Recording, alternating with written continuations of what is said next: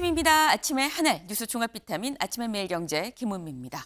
오늘은 저희가 일면에 들어가기 전에 조금 전 들어온 속보 소식 하나 좀 전해드리고 얘기를 좀 시작해 보겠습니다. 조금 전에 들어온 소식입니다. 오늘 새벽 4시 34분쯤에 제주 앞바다에서 129톤 어선이 침몰했습니다. 일단 현재 구조 중인 거고요. 현재 15명을 구조하고 12명을 지금 실종 상태인 상황인데 이 15명 구조 그리고 12명 실종 상태인 상황에서 현재까지 드러난 바로는 우리 한국인이 2명 숨졌다는 소식까지 현재 전해져 있습니다. 그리고 윤 대통령 그리고 이 한덕수 총리 모두 가용할 수 있는 총 인력을 다 동원해서 구조를 해야 된다라고 지금 얘기를 하고 있는데 현재 계속 구조 중인 거고요. 안타까운 소식 2명 사망했다는 소식과 함께 아직 12명이 지금 실종 상태이기 때문에 계속 좀 이 구조 작업을 진행을 하고 있는 상태입니다. 추가적인 소식이 들어오면 오는 대로 저희가 이 방송 중에도 계속해서 전해드릴 수 있도록 하겠습니다. 일면 들어가 볼까요? 매일경제입니다. 아내 처신으로 걱정 끼쳐 죄송, 특검은 선동. 네, 사진 같이 볼까요? 윤 대통령 어제 대국민 기자회견이 있었습니다. 대국민 기자회견에서 이게 고개를 숙여서 사과를 했죠. 무려 140분 동안 이어졌던 기자회견. 그러니까 모두의 관심은 김 여사 관련해서 어떻게 의혹이 해소가 될 것이냐라는 부분에 이목이 쏠렸었는데 이렇게 얘기를 했다라는 겁니다. 아내의 처신으로 걱정을 끼쳐서 죄송합니다. 하지만 특검은 선동입니다. 라고 얘기를 했다라는 거죠. 이런 윤 대통령의 입장에 대해서 다음 기사 볼까요? 국민일보는 이렇게 제목을 뽑았습니다. 아내 처신 머리 숙이고 의혹 앞엔 고개를 저었다라고 의혹은 아니다. 하지만 죄송하다라고 얘기를 했다라는 거죠. 근데 이걸 중앙일보는 또 이렇게 뽑았습니다. 중앙일보 볼까요? 윤 대통령 어찌 됐든 사과. 윤 대통령 사과를 했는데 어찌 됐든 사과다라고 제목을 뽑았습니다. 네. 어제 윤 대통령의 140분 기자회견 얘기 지금 저마다 제목이 살짝 다르죠. 저희가 이 얘기를 잠시 뒤에 대담으로 좀 자세히 좀 풀어보겠습니다. 다음 기사 볼까요? 동아일보입니다. 브레이크 없는 트럼프 당선 첫날부터 힘을 통한 평화를 얘기를 하고 있다라는 거죠. 이걸 보겠습니다. 트럼프 대선 캠프. 미 국민들은 미국 우선 무역 정책과 감세, 에너지 해방, 힘을 통한 평화, 안전한 국경을 요구를 한다. 이건 미 국민들이 내린 역사적 명령이라고 강조를 했다라는 겁니다. 네, 지금 이 힘을 통한 평화를 얘기를 하고 있는 거죠. 향후 트럼프 2기가 어느 방향으로 갈지가 명확하게 드러나는 얘기인 겁니다. 이렇게 지금 힘을 통한 평화를 강조하는 트럼프 어제 제가 딱 요 시간에 말씀을 드렸었어요. 뭐라고 말씀을 드렸느냐. 조금 전 윤 대통령과 통화를 했다고 합니다라는 얘기 전해드렸었죠. 통화에서 이런 얘기를 했다고 합니다. 다음 기사 볼까요? 조선일보입니다. 트럼프, 윤 대통령의 한국 조선업 도움 필요. 네, 어제 12분 정도 윤 대통령과 트럼프 이 당선인 통화를 했다라고 하죠. 그런데 여기서 뭐라고 얘기를 했느냐. 이렇게 얘기를 했다고 합니다. 미국 조선업은 한국 도움이 필요하다. 한국의 세계적인 군함, 선박 건조 능력을 잘 알고 있으며 우리 선박 수출뿐 아니라 보수, 수리, 정비 분야에서 긴밀하게 한국과 협력할 필요가 있다라고 얘기를 했다라는 거죠. 네, 지금 힘을 통한 평화를 얘기하는 이 트럼프 2기가 콕 집어서 우리나라 조선업을 얘기를 하면서 우리 같이 갑시다라고 얘기를 한다는 얘기. 역시 우리 조선업 세계 최강이구나라는 생각이 좀 듭니다. 다음 기사 볼까요? 한국일보입니다. 정부, 군 겨냥한 디도스, 이번엔 법원 홈피 공격입니다. 사실 그동안 이 디도스 공격이 몇 차례 계속 있어 왔었죠. 그런데 어제 오후 3시 한 20분이 좀 넘어서 전국 법원 홈페이지가 디도스 공격으로 수십 분간 마비였었다, 일시 중단 상태였었다라는 겁니다. 대체 누가 이런 거야? 또 북한인 거야? 싶은데 여기 좀 볼까요? 과기부 친러 해킹 그룹 소행으로 추정이 된다. 북한이 아니고요. 친북도 아니고요. 친러입니다. 러시아 쪽 해킹 그룹의 소행으로 추정이 된다. 북한이 러시아에 파병을 하는 정도까지 북러가 지금 밀착됐다라는 소식은 저희가 수차례 전해드렸는데 북한이 러시아에 파병을 했고 이번엔 친러 해커들이 이 기도수 공격을 우리나라에 가했다라는 얘기인 거겠죠. 이젠 북한 쓰레기 풍선 말고도 이런 친러 해커들의 공격까지도 예의주시해야 되는 상황이 됐구나라는 생각이 좀 듭니다.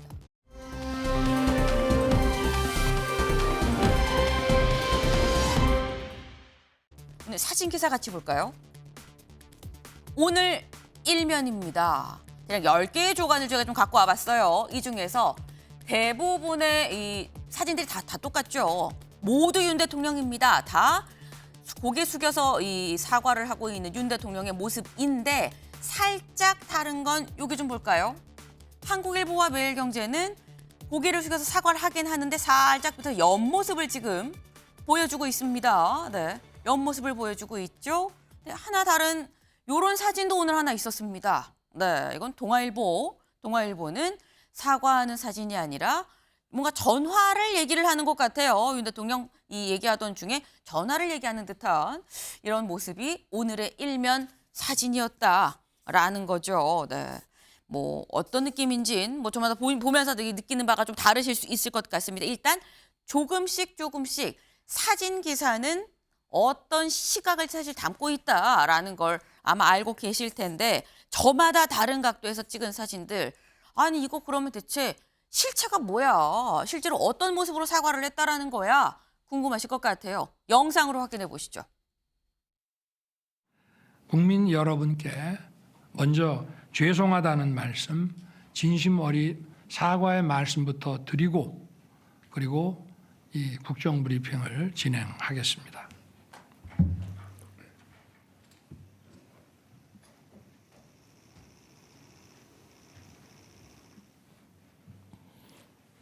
앞으로도 챙기고 또 살펴서 국민 여러분께 불편과 걱정을 드리는 일이 없도록 최선을 다하겠습니다. 네, 국민 여러분께 불편과 걱정을 끼쳐드리지 않도록 최선을 다하겠다. 일단 사과부터 하고 오늘 기자회견 시작하겠습니다. 라고 고개를 숙이는 윤 대통령의 모습을 제가 직접 봤습니다. 이렇게 먼저 사과부터 하고 앉고 그리고 난 다음에 이제 본격적으로 기자회견 이 얘기가 나왔다라는 얘기인 건데 아직 어떤 얘기가 나왔다라는 건 저희가 지금 다루지 않았죠. 다만 오늘 본격적으로 대담 들어가기 전에 이거부터 한번 보고 좀 시작을 해볼까 합니다. 오늘 만평이 이런 게 나왔습니다. 고개 숙여 사과하고 있는 윤 대통령의 모습인데 대통령의 대국민 담화 어떻게 보셨습니까? 1번 매우 만족, 2번 만족, 3번 불만족, 4번 매우 불만족입니다. 일단 저희가 뭐 본격적으로 무슨 얘기가 나왔는지 차근차근 지금부터 뭐 짚어보긴 하겠습니다만 오늘 여기 나와주신 세 분한테 살짝 짧게 여쭤볼게요. 먼저 김민수 대변인님 몇 번입니까? 2번이네요. 1번이요? 2번이네요. 2번이요. 네. 만족. 네. 짧게 이유. 여당이라고 표기가 돼 있네요. 알겠습니다. 그리고 이게 지금 이제 만평이기는 한데 네. 저게 국민들은 불만족했다. 그리고 야당은 매우 불만족했다라고 돼 있는데 저게 어떤 여론조사를 수렴하거나 모든 의견을 모은 것은 아닐 것인데 네. 서민호 우리 선생님의 개인적 의견이 담긴 것 같다라는 말씀도 좀 거듭 드리고 싶습니다. 네. 신지호 부총장님 몇 번에 체크하시겠습니까? 일단 저기서요. 2번을 여당이라고 한 거는 저 만평가께서 이제 당내 사정을 잘 몰라서 저렇게 당내 일부 구성원들의 의견을 마치 당 전체의 의견인 것처럼 좀 오인을 한 것 같습니다. 네. 그건 사실관계를 정정을 먼저 하겠고요. 저 이제 개인적인 그 판단을 하면 2번과 3번의 한 중간 정도 되지 않을까 이렇게 봅니다.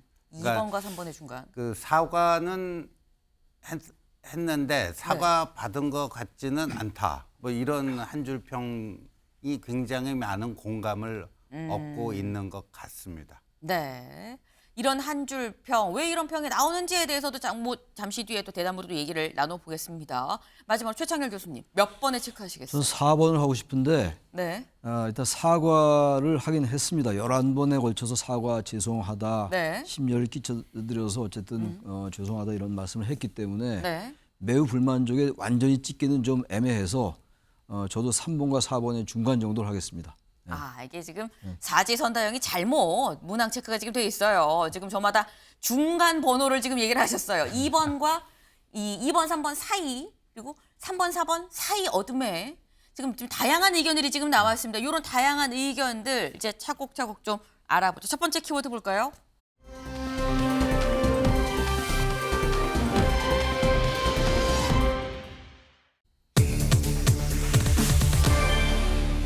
제 불찰입니다. 기사 같이 보시죠. 윤 아내 처신 신중하지 못해 제 불찰입니다. 라고 얘기를 했습니다. 네.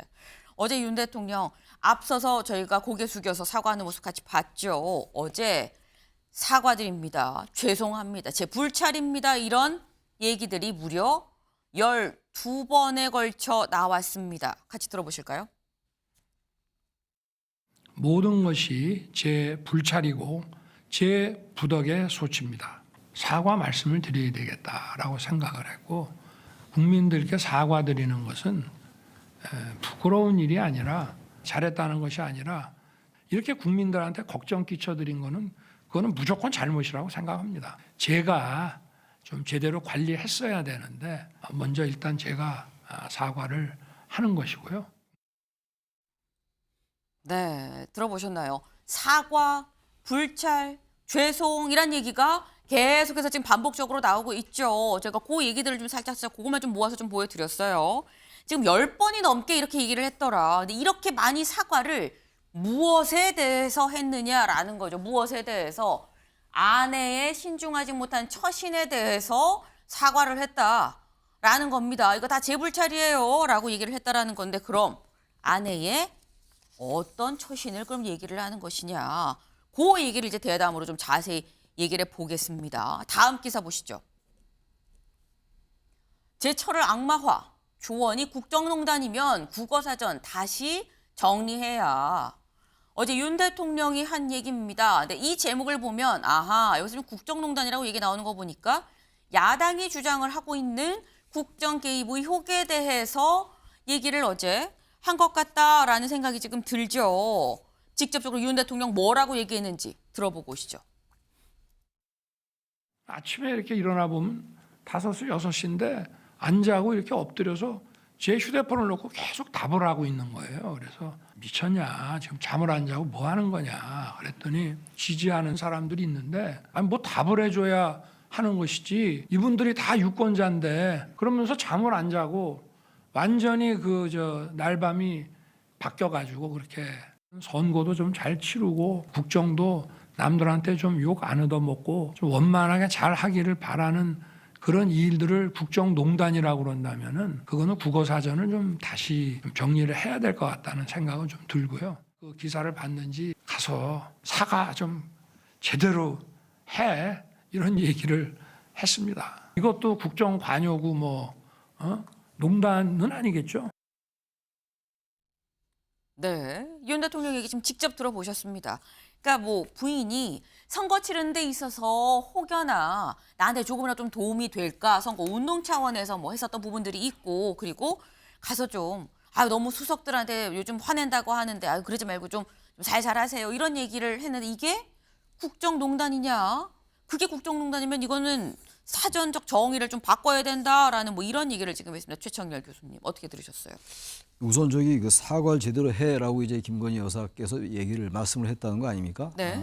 근데 이것도 국정농단입니까라고 이제 반문을 했어요 대통령께서. 그러니까 저는 그래서 이런 부분도 이거는 이 내용 가지고 이 자체 가지고 뭐라고 할 건 아닙니다. 대통령의 생각이 이런 거니까. 네. 그렇다고 하더라도 지금 어쨌든 간에 이 민심이 들끓고 말이죠. 그래서 11월 말에 기자회견을 하려다가 땡긴 거 아니에요. 11월 7일 어제로 말이죠. 그리고 뭐 지난주 한국갤럽 얘기들 많이 하니까 그런 이제 이 10%대가 나왔고 처음으로. 어제 NBS 결과도 나왔었죠. 그렇죠. 어제 그렇죠. 그것도 있었고.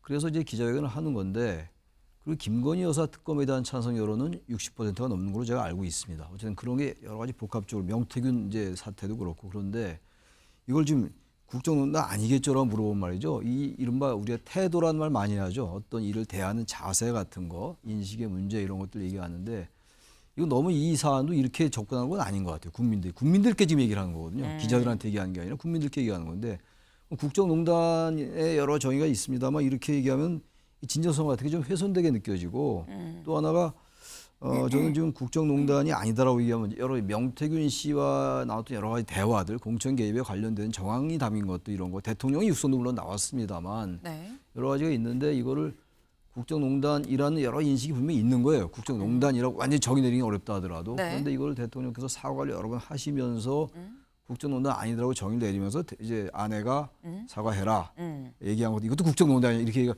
이건 너무 좀 비아냥적으로 들려서 그런 부분들이 대단히 매우 불만족스러운 것의 하나의 요인이 된다고 생각합니다. 네.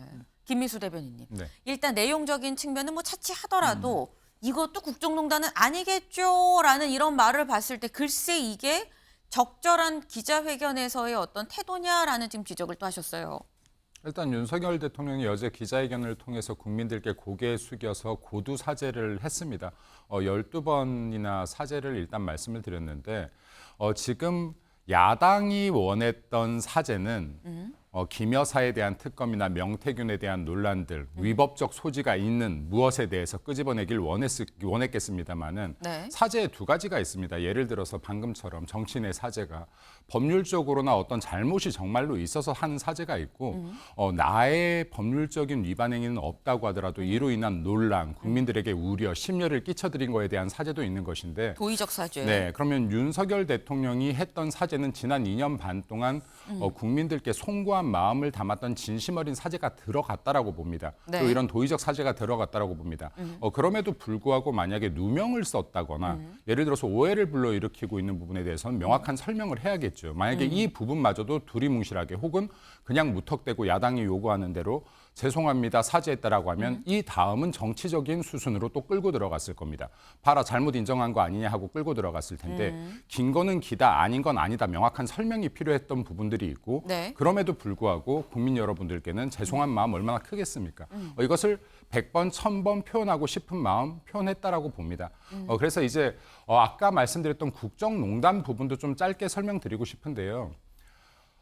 대통령의 배우자, 영부인이요. 어떤 직책이 없다, 법률적 직책이 없다라고 해도 동반자예요. 부부 동반자 아닙니까? 요즘 조선시대 아니잖아요. 여자는 입 다물라 이런 시대 아니잖아요. 그리고 어떤 와이프든 어떤 누구의 아내이든 당연히 대화 나눌 수 있어야죠. 네. 대화 안 할 수가 없는 거 아니겠습니까? 근데 이것을 국정농단이라고 하려고 한다 그러면 이건 네. 지구 흔들었다가 돼야 되는 거예요. 네. 근데 그러했다라는 구체적인 백데이터가 하나도 없음에도 불구하고 이걸 이미지로 계속 몰아간다라고 해서는 안 되는 것이다. 그래서 윤석열 대통령이 네. 국민들께 어제 긴 시간 대화하면서 솔직한 심정을 있는 그대로 전했다라고 봅니다. 네. 네. 있는 그대로 전했을 뿐이다. 뭐 요즘 세상이 어떤 세상인데 아내는 뭐 보좌만 하고 나는 아내는 내조만 하고 나는 바깥 활동하고 뭐 나 혼자 하고 어디 여자가 감히 조언을 이런 상황이 아니지 않느냐라는 취지의 말씀을 하셨어요. 그러니까 지금 사실 야당을 중심으로 지금 얘기하고 있는 이 국정 개입 의혹에 대해서는 김 여사가 국정에 개입을 하고 있는 거 아니냐라는 그런 주장인 건데 그래서 어제 어떤 질문이 나왔었냐면 사실 명태균 씨와 김 여사와의 관계 그동안 지금 공개가 된 게 여러 가지 뭐 대화 내용들이 나오면 사실 이 논란이 좀 불거진 게 있죠. 그러니까 김 여사랑 명태균 씨 어떤 관계입니까? 라는 질문이 나왔습니다. 거기에 대한 윤 대통령의 얘기도 들어보고 오시죠. 제가 뭐 제 아내 휴대폰을 좀 보자고 이렇게 할 수는 없는 거라 제가 그냥 물어봤습니다. 한 몇 차례 정도 뭐 문자나 뭐 이런 걸 했다고는 얘기를 합니다. 그런데 뭐 제가 이 자리에서 그걸 공개하기는 좀 그런데 좀 일상적인 것들이 많았고요. 몇 차례 없는 거로 알고 있습니다. 네. 기자의 질문에 뭐 내가 뭐 아내 핸드폰을 뭐 볼 건 아니고 물어봤더니 뭐라고 얘기했느냐. 일상적인 대화가 많았다. 몇 차례 했더라라고 지금 얘기를 합니다. 신주호 부총장님. 네. 근데 그럼 국민은 이것들을 생각할 수 있거든요. 어떤 게 일상적이고 어떤 게 일상적이지 않은 것이냐가 또 궁금해질 수 있어요. 지난달 중순에 명태균 씨가 뭐 카카오톡인가요?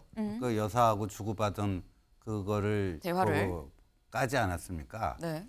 근데 거기 보면은 그 대화가 지금 김건희 여사와의 그게 그 명태균 씨와의 어떤 그 소통이 공개된 거는 그게 지금 현재는 유일하고 네. 또 김영선 의원 공천 관련해 갖고 주고받은 대화가 뭐 전원 형식으로 나오고 있는 건데 그런 게 일상적인지에 대한 판단은 있어야 될 것 같습니다. 그런 대화가 과연 일상적인 대화인지. 네. 그리고 이렇습니다. 어제 한 기자가 이렇게 물었어요.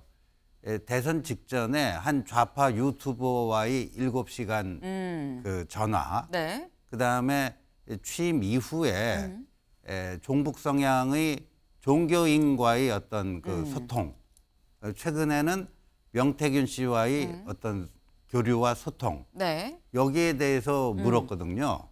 근데 약간 대통령께서는 그냥 대통령에 대해서 쓴소리할 수 있는, 조언할 수 있는 그걸 가지고 농단이라고 할 수 있느냐. 그 자체는 맞아요. 그러나 이 세 가지에 대해서는 이렇다 할 답을 하신 게 아니에요. 그러니까 우리가 상식적으로 봤을 때 저기 농단이라고 할 경우에는 네. 지금 같은 이 대표적인 세 가지 사건 여기에 여사께서 어느 정도 깊숙하게 개입을 됐는가 거기에 따라서 이게 농단이다 아니다 이렇게 판단을 해야 될 문제지 단순히 뭐 대통령 남편에게 조언한 거 갖고 농단이라고 하는 사람은 없습니다. 네. 그러니까 약간 이 질문과 대답의 핀트가 썩 잘 들어맞은 것 같지는 않습니다. 네. 궁금한 점을 질문을 했는데 그게 해소될 만한 답이 나오진 않았다라는 지금 말씀이에요. 어제 윤 대통령이 김 여사 관련해서 했었던 이 발언들 오늘 표로 좀 정리된 게 있었습니다. 같이 볼까요? 이겁니다. 아까 저희가 뭐 들은 얘기도 있죠. 지금 이 대통령 부인이 도중 도와서 선거 잘 치르고 이렇게 하겠다는 거를 국정농단이라고 하면 이거 국어사전 다시 정리해야 된다. 그리고 아내가 좀 가서 제대로 사과하고 와. 이렇게 얘기를 했는데 이거 아니죠. 그리고 뭐라고 얘기를 했냐. 일상적인 게 많았다. 그리고 김 여사의 신중한 처신을 위해서 어떤 조치를 취할 것이냐. 아까 신중치 못한 처신에 대해서 사과한다. 제 불찰입니다라고 얘기를 했는데 그럼 이 처신이 다시 이제 앞으로 뭔가 문제가 되지 않도록 논란이 되지 않도록 어떻게 할 겁니까? 라는 질문에 앞으로 부부싸움을 많이 해야 할 것 같다라고 얘기를 했습니다. 네. 근데 그럼 이 부분 김민수 대변인님. 앞으로 그럼 어떤 조치를 통해서 이런 논란이 다시 있지 않도록 하실 겁니까? 라는 질문이었는데 앞으로 부부싸움을 많이 해야 될 것 같아요. 이거는 어떤 대답인 겁니까? 무려 2시간 가까운 시간이었는데요. 그 네. 사이에 솔직하게 이야기하다 보니까 저런 발언들이 나올 수 있다라고 봐요. 근데 이게 말 한마디에 꼬투리를 잡고 늘어지는 것보다는 네. 어쨌든 그만큼 더 조심하겠다. 국민들 눈높이에 맞춰서 조심해 보겠다라는 게 진위이다라고 판단되어지고요. 네. 그리고 이런 말씀도 좀 드리고 싶어요. 여기에 김건희 여사가 결국에는 한 명의 아내거든요. 부부입니다. 그러면 어떤 정치인이 선거에 나오더라도 정상적이라면 통상 그 배우자들이 선거를 당연히 적극적으로 돕고요. 모두가 네. 마찬가지입니다. 저도 선거를 치러봤지만 가족들이라면 당연히 적극적으로 돕습니다. 근데 그 가정들에서 일어났던 일들이다라는 거를 다시 한번 설명하고 있는 것이고 예를 들어 앵커님께 일상은 방송 아니겠습니까? 네. 네, 종교인에게 일상은 종교 이야기일 거예요. 네. 네, 정치인과 정치인 가족들에게 일상은 정치 이야기입니다. 네, 그러니까 이게 일상이라고 당연히 범주에서 봐야죠. 그리고 이런 대화들이 오갔다라고 해서 이것을 오간 것 자체가 잘못이다라고 하면 안 돼요. 그러면 정치인들은 여기 지지자들과 선거를 도왔던 분들과 어떤 대화도 하지 말라는 거예요. 여기 정치인들 지금 여야 할 거 없이 다 휴대폰 깐다라고 하면 이런 대화 없는 분 단 한 분도 없을 겁니다. 왜냐하면 일상이니까요. 내가 말하고 싶지 않아도 누군가가 말을 걸어오니까요. 그럼 들어주기도 하고 그냥 맞장구 쳐주기도 하고 네. 하는 것이 일상이다. 근데 이거 자체를 가지고 악마시켜서는 안 되는 것이다라는 말씀도 다시 드리고 싶습니다. 네. 그러니까 지금 이게 정치인이 정치 얘기를 같이 사는 아내 배우자와 얘기를 어느 정도는 할 수 있는 건데 그런 걸 다 농단이고 개입이고라고 볼 수는 없는 거 아니냐. 그리고 부부싸움을 좀 많이 해야 될 것 같다. 이런 얘기는 앞으로 조심하겠다. 내가 좀 잘 제어를 하겠다라는 취지의 얘기 아니겠느냐라는 말씀을 지금 하셨어요. 근데 윤 대통령 어제 이런 얘기도 했습니다. 다음 기사를 좀 같이 볼까요? 한국일보입니다. 국민 싫다면 대외 활동 안 해야. 김 여사 11월 순방 불참 가닥입니다. 사실 처음에 7일 날 기자회견합니다. 여기에서 순방을 갈 거다, 순방까지는 동참을 할 거다, 동행을 할 거다라는 얘기가 있었는데 11월 순방도 불참하는 쪽으로 지금 가닥을 잡았다라는 얘기가 나오고 있죠. 윤 대통령 얘기 들어보고 오시죠. 대외 활동은 이제 국민들이 다 보시는 거기 때문에 국민들이 좋아하시면 하고 국민들이 싫다 그러면은 안 해야 된다고 생각합니다. 반드시 해야 된다고 저와 제 참모들이 판단하는 일을 제외하고는 사실상 중단해 왔습니다. 그리고 앞으로도 이런 기조를 계속 이어갈 것입니다. 네, 윤 대통령 사실상 중단해 왔고 앞으로도 중단할 거다라고 얘기를 했습니다. 순방도 지금 불참 가닥이다라는 보도가 나오고 있죠. 그러면 신주호 부총장님, 사실 한동훈 대표가 요구한 거가 3대 조건에도 그 다음에 얘기한 5대 조건에도 항상 들어있던 게 활동 중단 부분이었었는데 한 대표가 요구하는 걸 이 수락이 됐다고 봐야 되는 겁니까? 부분적으로 됐죠. 부분적으로 됐다? 부분적으로 됐는데 지금 대통령님 말씀이 이제 필요한 경우에는 반드시 필요한 경우에는 하겠다 이렇게 얘기를 했으니까 또 네. 여지를 열어뒀거든요.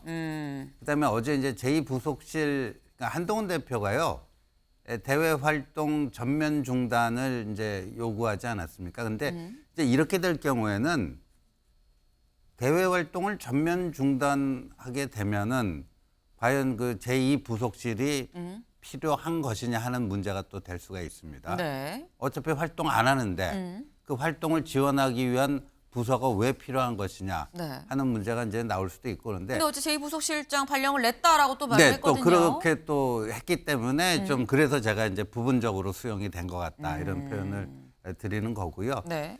예, 그 다음 주에 있는 거는 이제 다자 외교거든요. 그러니까 반드시에는 포함 안 돼요. 국익을 위해서 반드시 가야 될 자리에는 누가 봐도 네. 다자 외교이기 때문에 포함이 안 됩니다. 그래서 그 안 가는 건 너무나 당연한 건데, 예, 근데 아마도 이제 그 김 여사가 대통령 해외 순방에서 같이 동행을 안 한 경우가 거의 없죠.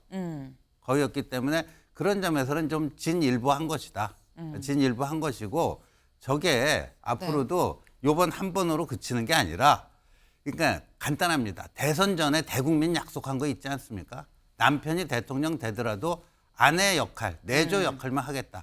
그 약속으로 돌아가면 모든 문제가 자연스럽게 다 정리가 됩니다. 네, 지금 부분적으로 한동훈 대표가 얘기한 활동 중단 부분에 대해선 부분적으로 수용이 됐다. 그런데 글쎄 이 활동을 안 한다고 하면 제2부속실이 또 왜 필요하지? 라는 의문으로 넘어가지 않겠느냐라는 말씀을 지금 하셨어요. 근데 일단 대외적인 활동을 중단을 하겠다. 뭐 필요할 경우에는 동행할 수 있다라는 걸 열어놓긴 했지만 어느 정도는 지금 뭐 중단하겠다라는 얘기가 지금 나왔습니다. 그러면 사실 야당에서 주장을 했었던 건 특검 부분이었었죠.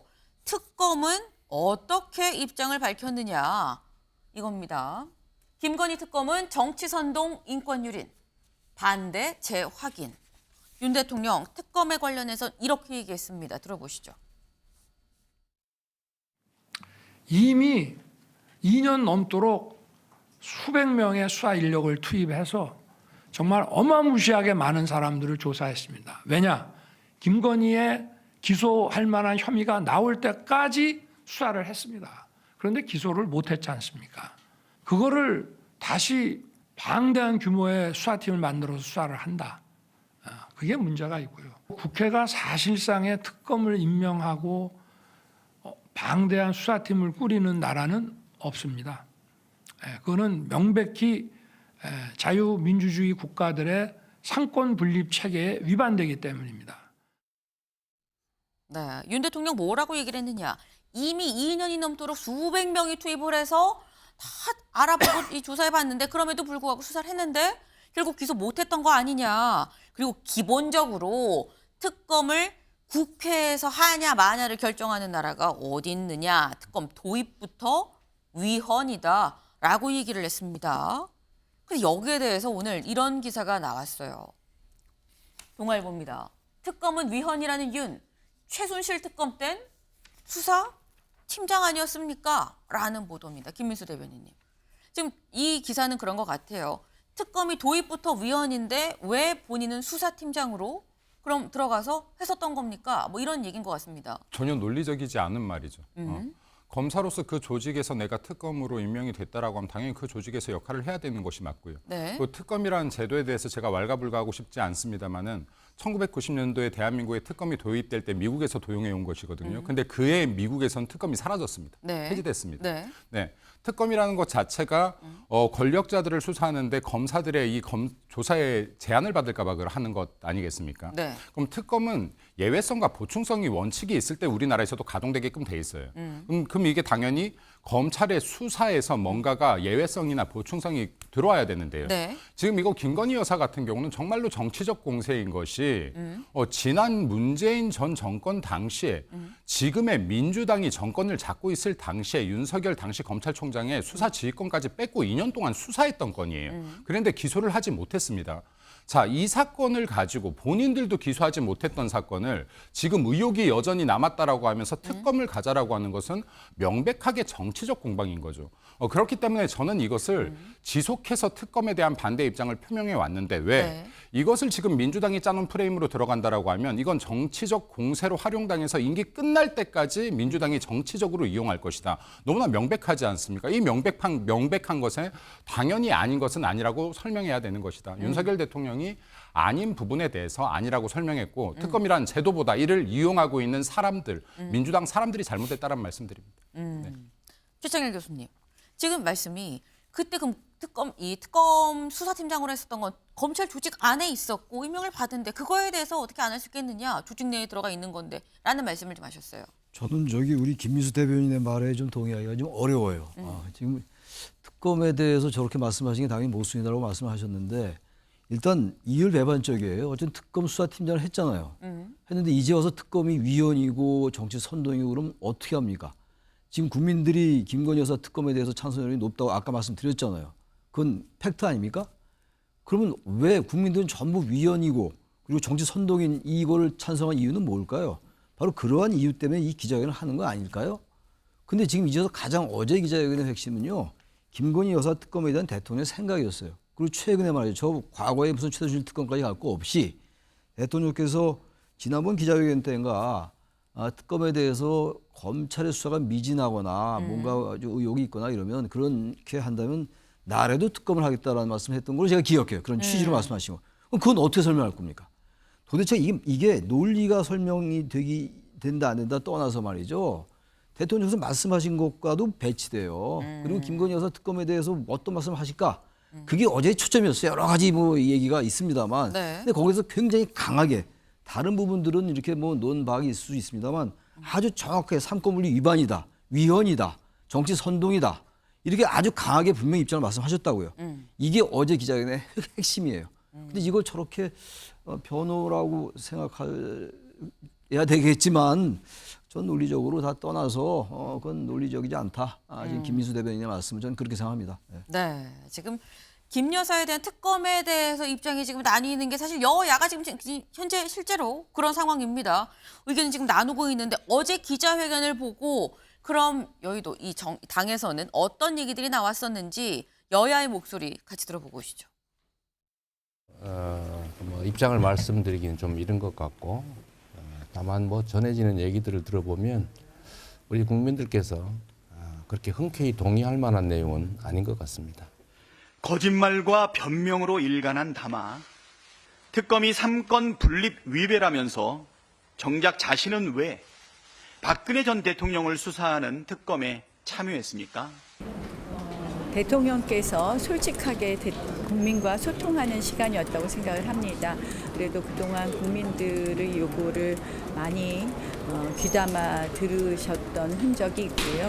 국민의 뜻을 겸허히 받아들여 국정쇄신 의지와 당정 소통 강화에 대한 의지도 뚜렷이 밝히셨고. 네, 여야의 입장을 봤습니다. 근데 야당 입장 그리고 여당 입장도 다 봤는데 근데 여기서 지금 의아한 부분이 분명히 이재명 대표는 나왔어요.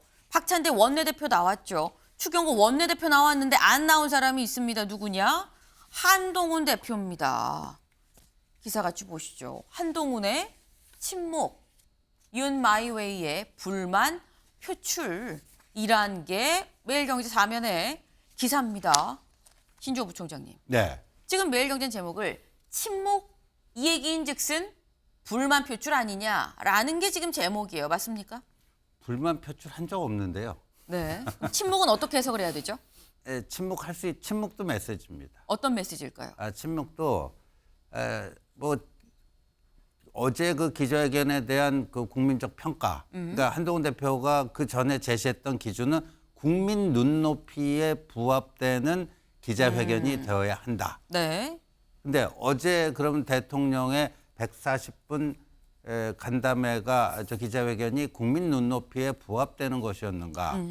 뭐 각자 입장에 따라서 여러 가지 해석이 나올 수는 있지만 네. 적어도 여당 대표는요 국민의 다수가 어제 그 회견에 대해서 어떤 감정과 느낌과 평가를 하는지 이게 굉장히 중요합니다.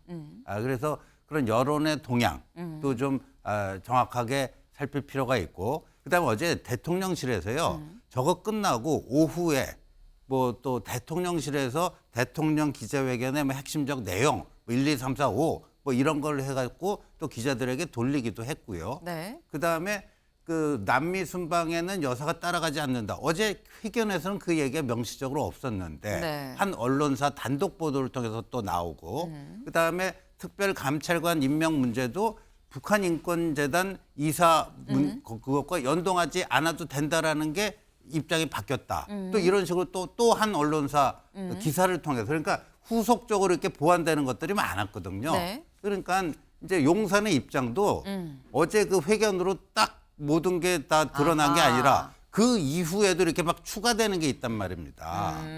그러니까 한동훈 대표로서는 그런 거 저런 거 다 지금 보고. 뭐 하루라도 빨리 이 무슨 반응을 나타내야 되는 이 신속성의 문제는 아니잖아요. 네.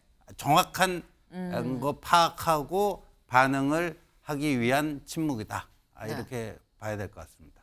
근데 그렇다고 한다면 사실 처음에 윤 대통령의 어떤 목소리 녹취가 실제로 공개가 되고 난 다음에 한 대표가 한 3일 정도인가요? 약간 침묵을 하는 경우가 있었죠. 그럼 이번에도 말씀처럼 뭔가 추가적으로 기자회견이 끝나고 뭔가 대통령실 입장이 최종 정비가 되는데 시간이 걸린다고 한다면 한동훈 대표의 침묵은 얼마나 간다고 봐야 되는 겁니까? 그건 뭐 마냥 있을 수는 없는 거거든요. 그렇죠. 뭐 이렇게 뭐 길게 갈 필요가 있겠나 하는 게 제 개인적인 생각입니다. 오늘 나올 수도 있을까요? 뭐 빠르면 오늘 나올 수도 있고요. 예. 네. 일단 어제 윤 대통령의 기자회견이 있었고 140분간의 기자회견이 있었고 여기에 대해서 집권여당 대표 한동훈 대표는 아직 침묵을 지키고 있습니다. 이르면 오늘 입장이 나올 수도 있다라고 하는데 한 대표의 입장이 어떠냐에 따라서 또 굉장히 다른 국면이 또 펼쳐질 수도 있어요. 주목해 볼 대목입니다.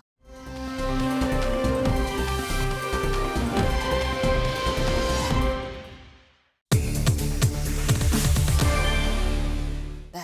두 번째 키워드 감출 것 없답니다. 기사 같이 보시죠. 명태균 관련 감출 것 없어. 공천 개입 안 했고 여론조사 해달라 한 적 없다.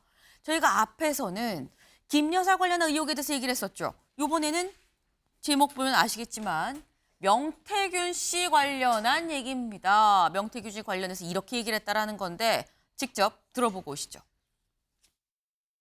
또 선거 초입에 여러 가지 도움을 준다고 자기도 움직였기 때문에 수고했다는 얘기도 하고 이런 얘기한 기억이 분명히 있다고 제가 비서실에 얘기를 했는데 제가 뭐 정치에 대해서 아무것도 모르니까 뭐 정치인에 대한 얘기며 당선을 위해서 자기가 도움이 되겠다고 나선 사람인데 그렇게 매정하게 하는 것이 뭐하고 제가 그 명태균 씨와 관련해서 부적절한 뭐 일을 한 것도 없고 감출 것도 없고 그렇습니다. 저 일산에 행사 가는 데만 났길래 저는 그 당시에 공관위원장이 정진석 비서실장인 줄 알고 있었어요. 그 당시 상황이 어땠는지 한번 물어보려고 그랬더니 재보궐 공관위원장은 별도로 윤상현 의원이 공관위원장을 했다 하더라고요. 그만큼 저는 당의 이런 공천에 관심을 가질 수 없었고 원리 원칙에 대한 얘기만 했지 누구를 공천을 주라 이런 얘기는 해본 적이 없습니다. 저는 명태균 씨한테 무슨 여론조사를 해달라는 얘기를 한 적은 없습니다. 뭐 또 잘 안 나오더라도 그거를 조작한다는 거는 그거는 전 인생을 살면서 그런 짓은 해본 적이 없습니다.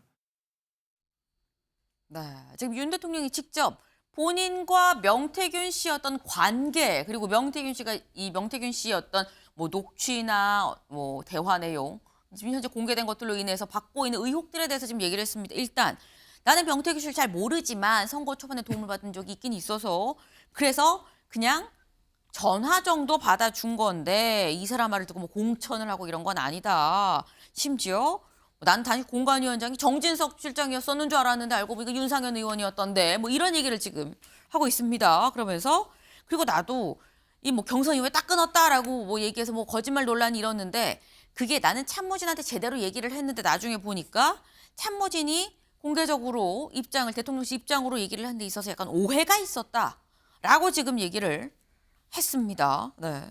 어떻게 최창열 교수님 의혹이 좀 해소가 되셨습니까? 해소되기 어렵다고 봐야 되겠죠. 일단 그 지난 31일 날 대통령과 명태균 씨의 그 녹취가 공개가 됐잖아요. 거기서 분명히 나오잖아요. 김영선 전 의원에 대한 공천에 대해서 나오는데 이 부분이 이제 대통령께서는 기억이 안 난다라고 얘기하고 계시는 거예요. 네. 기억이 안 난다고 얘기하고 있는데 물론 취임식 전날이니까 얼마나 복잡했겠어요. 대통령의 말씀처럼 뭐 연락도 많이 오고 외교사절 이제 접대하느라 바빴다 이런 말씀을 어제 하시던데 근데 이건 명확하게 이게 금방 그냥 좋은 얘기해서 덕담을 나눴다고 볼 정도의 내용은 아니죠. 내용 자체가. 뭐 기억 못할 수는 있겠어요. 워낙 뭐 국정이 많으니까. 그렇다 하더라도 저게 지금 나는 그냥 덕담 나눈 거고 그냥 온 얘기니까 좋은 얘기 한 것이다라고. 그리고 나서 또 명태균 씨가 전원에 의해서 김건희 여사가 무슨 얘기를 오빠 뭐 이런 얘기를 하고 오빠 그렇게 하면 안 돼. 이러고 명태균 선생님께 전화하게 하면 어떻게 하고 연락이 갔느냐 안 갔느냐 이런 얘기 있잖아요. 근데 그게 과연 국민들께서 납득을 하실까? 대통령의 이런 이 해명 말씀 가지고 제가 그래서 아까 김건희 여사 말씀은 좀 지나갔습니다만 이 지금 김영선 전 의원 공천 관련해서 이 대통령 당선인 시절이니까 문제가 없다고 얘기하고 있는데 아무튼 이 의혹은 어제 기자회견 가지고 해명되긴 어렵지 않았을까라는 생각이 좀 듭니다. 네. 윤 대통령의 얘기를 들었지만 그럼에도 불구하고 풀리지 않은 의혹들이 있다라고 말씀을 하셨어요. 그 관련한 내용 좀 정리된 게 좀 있습니다. 같이 볼까요? 네, 이겁니다. 일단 그러니까 여론조사를 대가로 공천에 개입을 했느냐 여부에 대해서 여기에 대해서 이렇게 어제 해명을 한 거죠. 공천이 기억이 없지만 했다고 해도 이건 당시에 정해진 얘기였을 거고 누구 공천 주라고 한 적도 없다라고 얘기를 했어요. 근데 여기서 이제 풀리지 않은 의혹이 그럼 뭐냐? 그러면은 김영선 해주라 했는데 당에서 말이 맞네라는 말은 왜 했느냐라는 부분이 명확하게 안 나타나지 않았다. 그리고 실제로 그러면은 김 여사가 윤상현 당시 공관위원장한테 전화를 했는지 안 했는지 여부는 밝혀지지 않았다. 그게 풀리지 않은 의혹이라는 겁니다. 두 번째, 이 여론조사 나는 부탁한 적 없어요라고 얘기를 했는데 비공표 여론조사 보고 여부 여기서 의혹은 명태균 씨가 강혜영 씨랑 통화하면서 결과 좀 윤석열 당시 후보가 좀 알려달라고 그러는데라고 얘기를 했다라는 거죠. 여기에 대해서 난 해달라고 한 적 없다라고 얘기를 했는데 그러면 부탁은 안 했는데 알아서 해갖고 와서 보고를 받은 적은 있느냐라는 거에 대한 여부는 또 해소가 안 됐다는 거예요. 그리고 김 여사 명 씨와의 관계에서도 관련해서 해명은 몇 차례 있을 수 있지만 아니다라고 얘기를 했고 그러니까 이런 부분들 풀리지 않은 의혹들이 있다라는 건데 윤영걸 대표님. 네. 지금 이게 아까 저희 중앙일보일면 어찌됐든 사과 이게 제목이긴 했었어요. 일단 의혹이 풀리지 않는다라는 지적 어떻게 보십니까? 대통령으로서는 자초지종을 자세히 설명한 부분은 좀 이해가는 측면이 있어요. 대통령 얘기는 여태까지 별로 안 나오고 네. 명태균 씨 얘기 주로 나오고 민주당에서 또 녹취록 나오고 하니까 내 입장은 이랬다. 이런 설명은 저는 충분히 좀 이해가는 측면도 있어요. 하지만 국민들이 볼 때는 좀 이해가 안 되는 부분이 있죠. 윤 대통령 녹음으로 바로 나왔다잖아요. 김영선이 해주겠다고 발언한 거 그거는 틀림없이 있잖아요. 그리고 윤 대통령이 당선 그 취임식 전후에서 통화 안 했다. 당선되고 나서 통화하고 취임식 전후에서 안 했다고 그랬는데 취임 전날에도 통화한 거로 나타나고 여러 가지 정황이 조금 틀린 게 나타나요. 그래서 저는 윤 대통령이 여기에 대해서 설명만 하지 말고 네. 뭐 검찰 출신이잖아요. 그러니까 지금 특별수사팀 이런 거 있잖아요. 지금 그 창원지검에서 그동안 7개월 동안에 이 명태균 씨 관련해서 검사도 임명 안 하고 7개월씩 깔아뭉개다가 지금 검사가 11명으로 늘어났는데 네. 그것도 특별수사팀은 아니고 오늘 명태균 씨 오늘 겨우 오늘 소환해요. 네. 그리고 휴대전화도 아직 압수를 못했어요. 그러니까 수사 기본도 안 된 거죠. 그래서 저는 윤 대통령 여기에 대해서 좀 더 디테일하게 나가서 좀 특별 수사팀이라든지 뭐 이런 거를 좀 구성했으면 좋겠다. 아니면은 이것도 안 되면은 특검이라도 해야 되는 거 아니냐. 그게 좀 전향적인 자세가 좀 필요하지 않느냐. 지금 어제 윤 대통령 설명은 이해가지만은 그거 다 납득은 저는 안 가더라. 한 7, 80%만 가더라. 저는 이런 생각이 듭니다. 네. 윤 대통령의 설명 이해가 되는 부분이 있지만 부족했다. 요만큼이 더 있었어야 됐다. 그게 뭐냐. 좀 더 이 적극적으로 뭐 이런 수사를 자기가 요청을 하겠다라던가 뭐 수사팀을 꾸려서 더 하라고 하겠다던가 이런 부분이 있었어야 되는 거 아니냐라는 말씀이셨어요. 네. 어제 윤 대통령의 이 기자회견 이후에 야당에선 명태균 씨 관련해서 뭐 각종 뭐 녹취 부분에서 이렇게 하겠다라는 얘기도 있었습니다. 들어보시죠. 이제 이 녹취를 오늘 공개할까 했는데 이 대화가 이루어진 시점이나 그리고 또 이 대화에 상대방의 음성이 다 물려 있어서 편집을 하고 해도 이게 맥락 연결이 안 돼. 차라리 그냥 제가 이렇게 구두로 설명드리는 것이 낫고. 근데 조만간 이 지금 말씀드린 이 전체를 다 공개해 드릴 겁니다.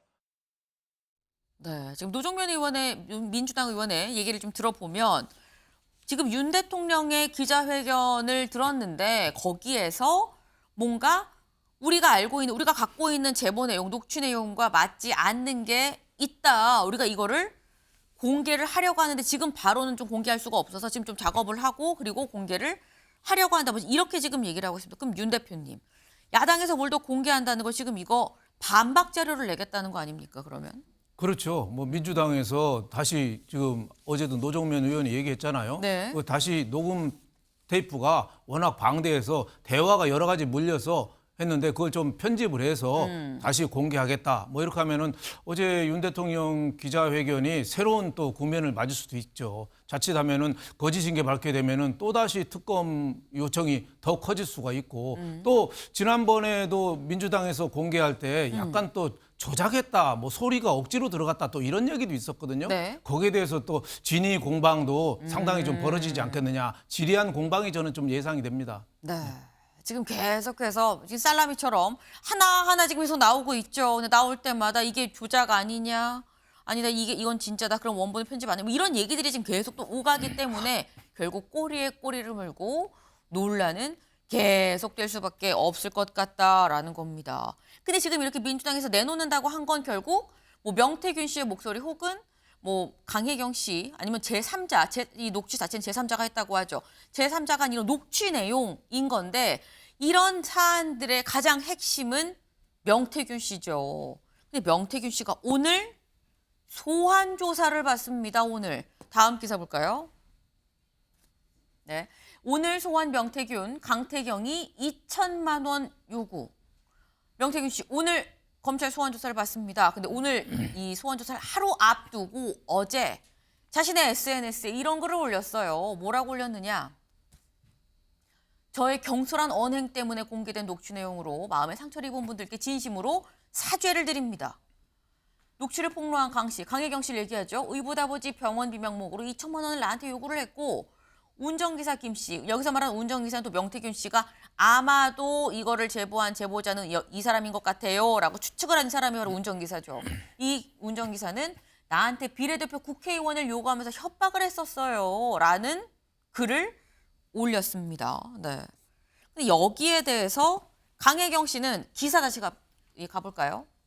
일단 여기서 본인이 2천만 원을 요구했다라고 얘기가 지금 나온 명태균 씨가 주장한 거에 대해서 강혜경 씨는 명시 말은 사실이 아니다. 돈 요구 비례대표 협박도 사실이 아니다라고 지금 얘기를 한 상태입니다. 어쨌거나 일단 상대방은 아니라고 합니다만 명태균 씨는 나 이런 요구 돈 달라 그러고 비례대표 공천 달라 그러고 이런 걸 요구했었어요. 라고 지금 얘기를 하고 있는 겁니다. 근데 여기에 대해서 명태균 씨가 일단 하루 전날 이것부터 좀 짚어볼까요? 최청일 교수님. 네. 갑자기 그동안 무수한 말들을 쏟아내던 명태균 씨가 저의 경솔한 언행으로 상처받은 분들 죄송합니다. 라고 얘기를 지금 시작을 했거든요. 왜일까요? 명태균 씨가 이게 참 보통 무책임한 사람이 아니에요. 그리고 정말로 이 지금 방송이니까 말을 자제하는데 어떻게 대통령도 협박했던 사람이에요. 하야 뭐 이런 얘기도 하고 그러다가 또 농담이었다고 얘기하고 정말로 이 사람은 뭐 간이 분 것도 아니고 정말 국정을 농단하는 거예요. 이런 게 국정농단이에요. 지금 이 강혜경이가 2천만 원 요구했는지 안 했는지는 몰라요. 강혜경 씨는 지금 또 부인하고 있으니까. 근데 소환을 앞두고 이제 기존의 태도를 완전히 바꿔서 네. 내가 잘못했다. 이게 도대체가 뭘 하자는 건지 모르겠어요. 그러니까 이거 백날 얘기해봐야 소용없어요. 자기들끼리 서로 말도 엇갈리고. 네. 그러니까 이거는 이 검찰이 하기 어려워요. 지금 창원지검의 수사력까지 어려울 수도 있어요. 그야말로 중앙지검으로 갖고 오든지. 네. 그러니까 또 이제 국민의힘에서는 중앙지검 그렇게 부신하더니 왜 중앙지검으로 갖고 오냐고 또 그러는데 그게 중요한 게 아니고 아무래도 창원지검보다는 중앙지검의 수사력이 낫지 않겠어요.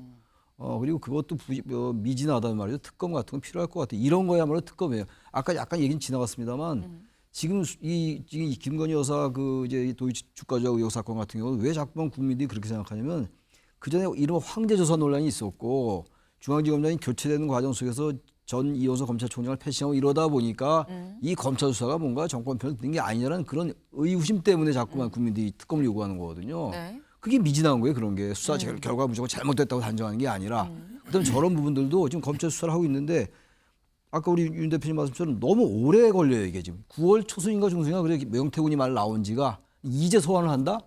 여태까지 뭘 했냐 그런 얘기. 온 나라가 지금 뒤집어지고 있는데 급기야 대통령의 기자회견도 지금 당겨서 하고 있는 마당인데 어떻게 검찰이 이제 소환을 합니까? 저는 이게 계속 언론에 보도해. 언론도 수없이 많으니까 명태균이가 시차 붙이기 싫어요. 제가 사실은. 명태균이가 그야말로 얼마나 많은 언론에 인터뷰를 해요. 네. 근데 이제 소환을 한다고요? 온 국민이 온 대통령까지 지금 이 말을 해명하고 이런 상황인데 정말 특검을 하든지 수사팀이 하든지 뭔가 특단의 조치가 검찰 차원에서 사법당국 차원에서 필요하다. 제가 그 말씀 드립니다. 네. 그동안 명태균 씨가 했었던 이런 얘기들 이런 게 진짜 국정농단이다. 검찰 수사 지금 빨리 해야 된다. 대통령 기자회견 앞당기는 마당에 그 말씀을 지금 하셨어요. 네. 근데 어제 이 명태균 씨 오늘 이제 드디어 검찰 소환 조사를 받는데 오늘 앞두고 D-1일이었던 어제 취재진이 사실 명태균 씨 집 앞에 갔습니다. 갔더니 보이시나요? 찍지 마. 신고할 거야. 라고 굉장히 지금 불쾌감을 드러내고 있어요. 그래서 기자들이 물어봤죠. 기자회견 보셨어요? 대통령 기자회견 보셨어요? 했더니 나도 내일 일 준비해야지. 여기서 말하는 내일 일은 추측컨대 오늘 소환 조사를 지금 얘기를 하는 것 같습니다. 나도 검찰에 출석할 거 그거 좀 준비를 해야지 라고 얘기를 했어요. 근데 여기서 이게 사실 뭐 말이 아다르고 어다르고 해석하기 나름이긴 한데 윤여걸 대표님. 네. 명태균 씨가 어제 기자회견을 봤냐는 질문에 나도 내일 일 준비해야지. 이게 그거 중요하지 않아. 나 내일 검찰에 가서 얘기할 거가 뭐 정리를 해야 돼라고 생각할 수도 있고 하나는 기자회견 듣고 내일 일 소환하면서 뭘 얘기를 하려고 준비를 하나라고 해석을 할 수도 있고요. 어떻게 보십니까?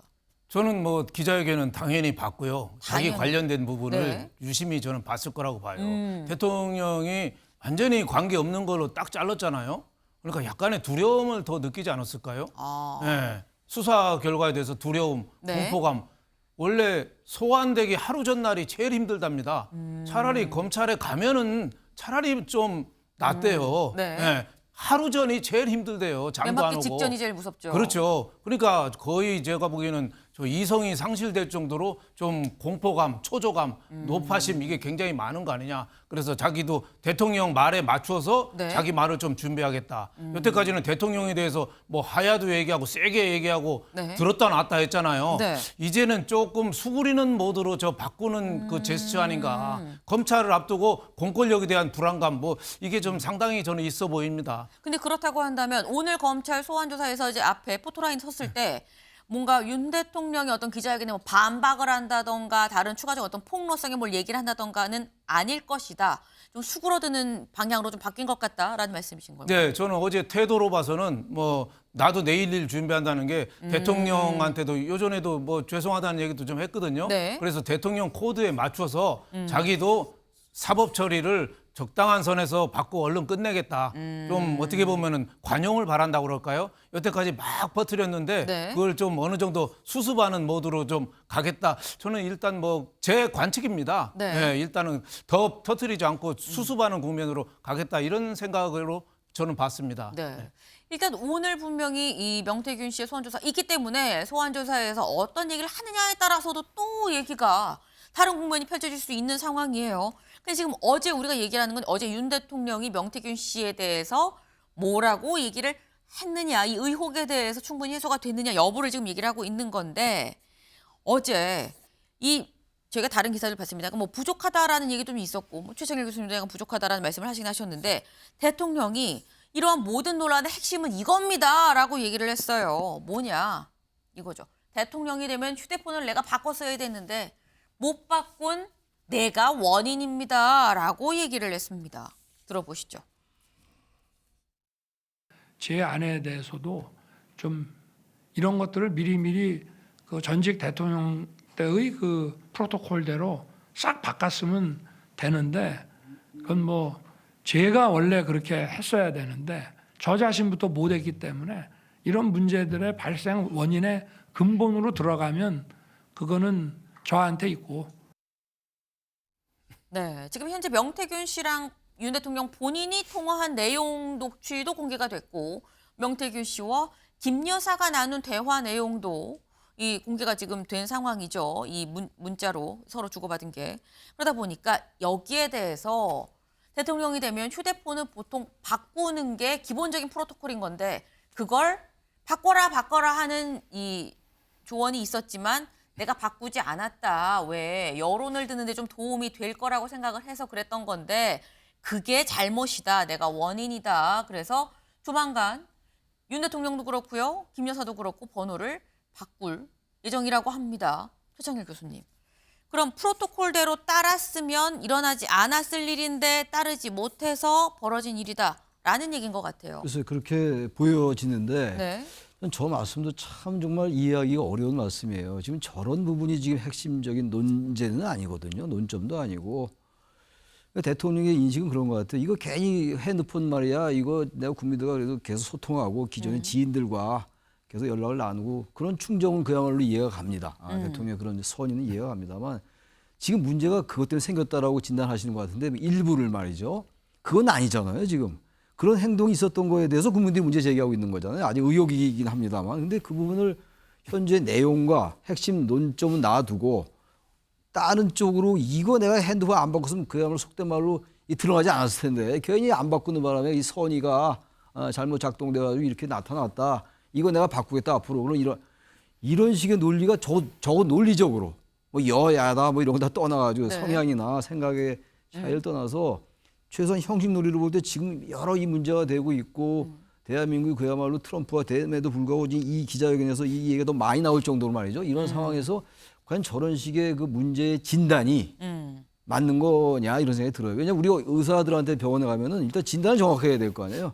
그다음에 처방이 내려질 거 아니에요. 그래 올바른 처방이 내려지는 건데 대통령께서 진단을 저렇게 하신다면 이 프로토콜을 안 지키고 휴대폰을 안 바꿨기 때문에 이런 문제가 생겼다고 진단하신다면 뭐 다른 원인은 많이 알고 계시겠습니다만 저런 부분에 상당한 주안점을 가지고 진단한다면 전 진단이 틀렸다. 그 진단이 틀린 게 바로 국민들의 민심과 부합하지 않는 거겠죠. 왜 그걸 여태까지 모르시는지 모르겠어요. 참 답답해요 정말로. 알겠습니다.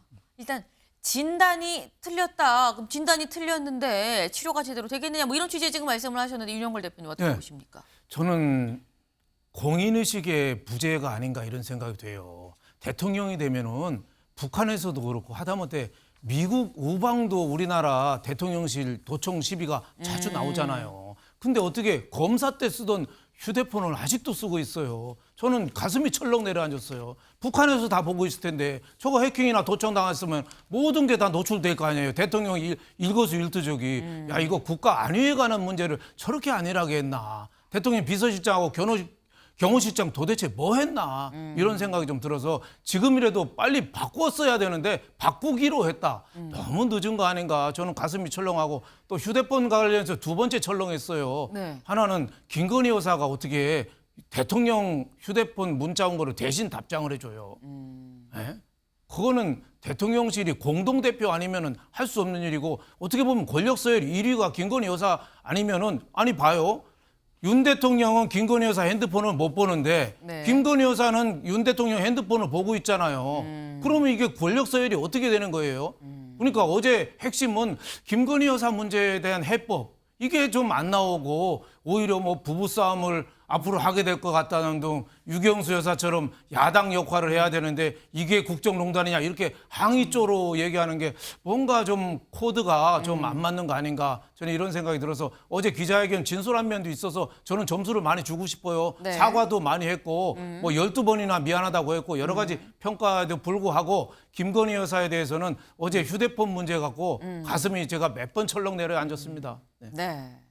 지금 휴대전화를 바꾸지 않은 프로토콜만의 문제로 볼 수 없는 거 아니냐라는 게 또 공통적으로 나오시는 이 해주시는 말씀이에요. 굳이 프로토콜이 문제가 아니라 이 사안에 대해서 어떻게 인식을 하느냐가 문제다라는 말씀인 건데 일단 어제 윤 대통령 얘기는 어떤 국가 안보와 관련된 중요한 긴밀한 사안의 경우는 다른 이 핸드폰을 쓰고 있다라는 설명을 하긴 했어요. 하지만 뭐 지인들이나 뭐 이런 연락은 이 휴대전화 기존 전화를 계속 썼었다라고 얘기를 했는데 하지만 그럼에도 그것도 도청이 된다면 모든 국가 안위 이 대통령의 신변에 관련한 건 다 안위에 관련이 된 건데 이거는 좀 위험할 수 있는 일이다라는 말씀을 하셨습니다. 네.